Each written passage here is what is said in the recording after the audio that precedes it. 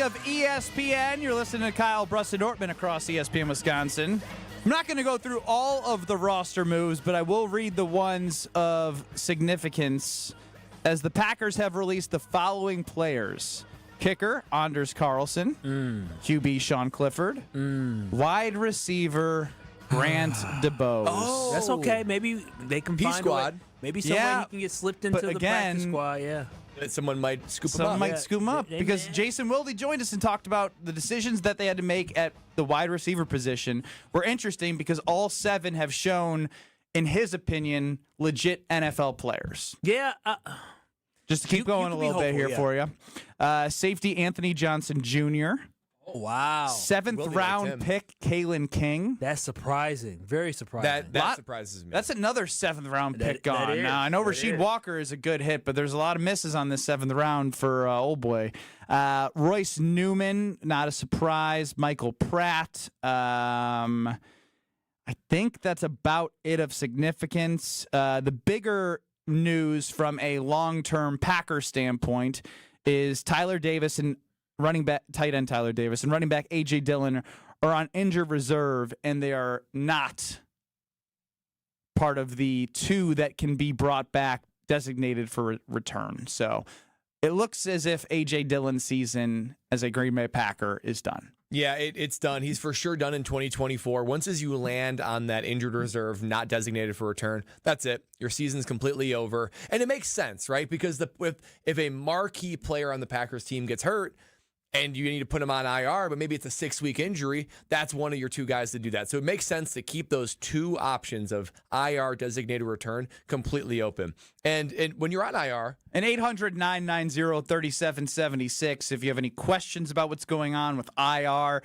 we have Brad Nortman, who played in the NFL for 6 years and is very well versed in all of this. Plus, one thing I wanted to say about the AJ Dillon thing is that would lend us to believe that Marshawn Lloyd, who has not been healthy, will be healthy and will not have to start on IR. Right. So let me start with IR. So IR is basically you are tucked away with a medical designation, right? You're not involved in practices. You're not involved in meetings. You're not involved in any game plans. Usually even your mealtime doesn't even sync up with the rest of the team. It's going to be Steven Glansberg eating alone? He is like Steven Glansberg. That's very good from Superbad, Ben. It's a very weird existence. You're sort of... you feel a little bit isolated, but it's not purposeful isolation because you have to get your workouts in, you have to get your visits to the training room in, and you have to do those in times when the other active players aren't there. So it's sort of purposeful that your schedule yings and yangs opposite of the team, but you need that based on availability. So to me, that says I don't want to speculate on the injury, but usually that means the injury is significant enough that they couldn't just release him with an injury designation. Say, AJ, thanks for the memories. Your injury is worth 8 games. So here's 8 games worth of your contract. We're going to go our separate ways. It probably is a significant enough injury that it was representative of the whole year. Now, what you said, Ben, of Marshawn Lloyd, I think that's exciting for Packer fans because he was a guy with a lot of potential, a lot of excitement, pretty high draft pick for a running back. He was. So to me, if I'm looking at the Packers season, if Marshawn Lloyd is healthy, give me the Josh Jacobs, Marshawn Lloyd combo more so than the AJ Dillon one. I think it's more effective for the offense. Yeah, I mean, at the end of the day, AJ Dillon had an opportunity to show what he was. Unfortunately, it looks like injuries have cutting his season short, which sucks for him because you're saying that he can't even play for another team. So say he feels better after 8 weeks, he can't play for another team this year, which is definitely disappointing for AJ Dillon. But overall for the Green Bay Packers, the bright side is if this is correct, that means Marshawn Lloyd, the guy who you drafted high, will be available for you early on in the season, which is good for the Green Bay Packers because at the end of the day, it's about guys who are going to elevate this football team and allow for you to be as competitive as possible and allow for you to be as dynamic as possible. And we haven't been able to really see what Marshawn Lloyd can do yet due to injuries, but I do believe come halfway through the season, we'll be able to see how talented Marshawn Lloyd is. Yeah, and 800-990-3776 as Eric chimes in. Ben, quote, a lot of misses in the 7th round for old boy Goody. Is that considered a miss? I think it's a combination of also Michael Pratt. I mean, look, Goody. 7th round.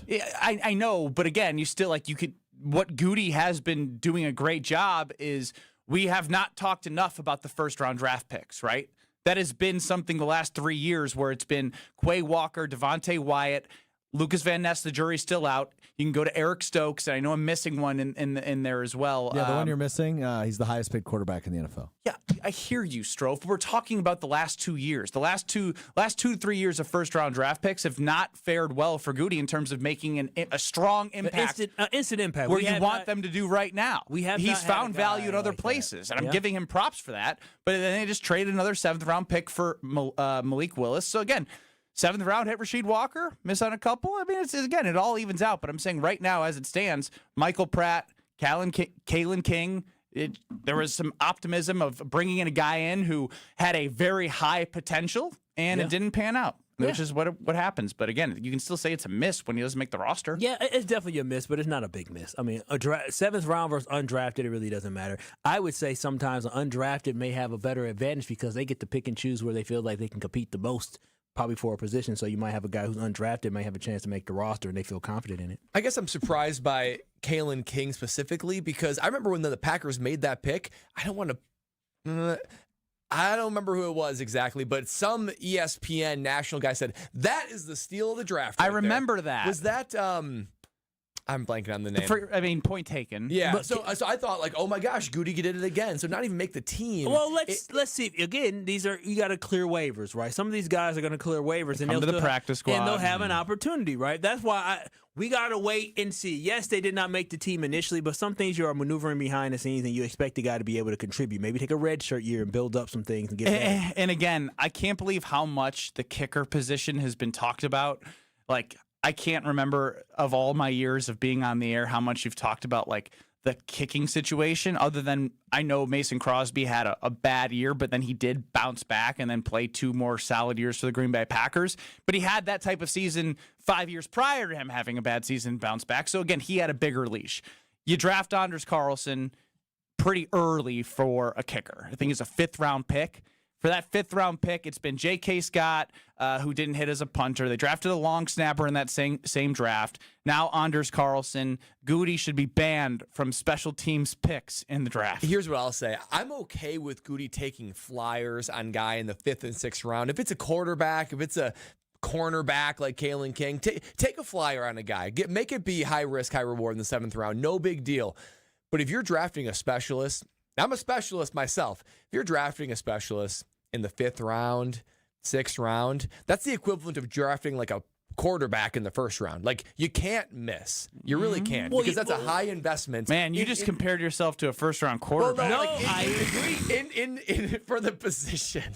I know. But yeah, I am like a 1st-round quarterback. You're exactly right. When you draft a specialist, you expect for that specialist to be able to be somebody that is a legitimate long term. And that's what, because again, it's a seal of approval. A lot of these kickers and punters in the NFL are undrafted guys, not because they're not talented, it's because you're kind of a dime it's a less dozen. significant than other positions. And so the fact that you spent this type of capital, you spent this type of capital draft picks on a guy like you just talked about, whether it's punter, whether it's long snapper, whether it's kicker, you expect this guy to be the franchise guy. Unfortunately, with Goody, this has not been the case for the Green Bay Packers. So in that sense, those are wasted draft picks. Well, why I brought it up is because, again, like, I know I listed off guys who are no longer with the team. There is a guy with the team who also wasn't uber impressive in Greg Joseph. Like, as it stands right now, he is the Packers kicker. Now, as Kyle has discussed and done his research, right? He's like, ooh, who's in a kick? I need to go see all available. Who's in the kicker battle? I gotta see how my boy Braden's doing. Yeah, I mean, like, who's in the kicker battle? Like, on other teams that might get, released that could end up being the kicker for the Green Bay Packers. I mean, like, again, I don't think this journey is over, right? You don't go from Anders Carlson to Greg Joseph, both kicking 80% in training camp and preseason games, to feeling confident that you have your guy for the 17-game season moving forward.